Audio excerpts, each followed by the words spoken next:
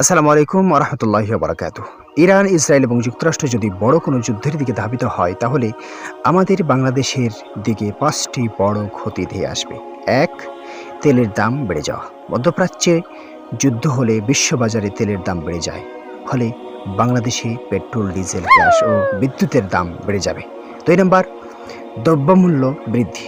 তেলের দাম বাড়লে পরিবহন খরচ বাড়বে এবং এর কারণে চাল, ডাল, সবজি, নিত্য প্রয়োজনীয় জিনিসের দাম বেড়ে যাবে।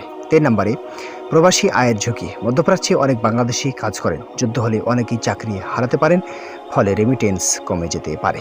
৪ নম্বরে যে ক্ষতিটা হবে সেটা হচ্ছে আমদানি রপ্তানিতে সমস্যা। যুদ্ধের কারণে সমুদ্রপথ ঝুঁকিপূর্ণ হলে পণ্য আনা নেওয়া দেরি হবে, জাহাজ ভাড়া ও খরচ বাড়বে। ৫ নম্বর, অর্থনৈতিক চাপ। বিশ্বের অর্থনীতি অস্থির হয়ে গেলে ডলার সংকটে পড়বে এবং বাংলাদেশের অর্থনীতিতে চাপ পড়তে পারে। এজন্য আমরা সকলেই নিজ নিজ দায়িত্বে প্রত্যেকটা জায়গা থেকে আমরা আওয়াজ তুলি।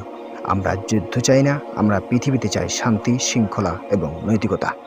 যেখানে যারা যুদ্ধ বাধাতে চায় তাদেরকে আমরা রুখে দিতে চাই, যাতে করে পৃথিবীর প্রত্যেকটা মানুষ, প্রত্যেকটা ধর্মের মানুষ প্রত্যেকটি জায়গা থেকে নিজ নিজ ধর্ম নিয়ে শান্তিতে বসবাস করতে পারে। এটাই হচ্ছে আমাদের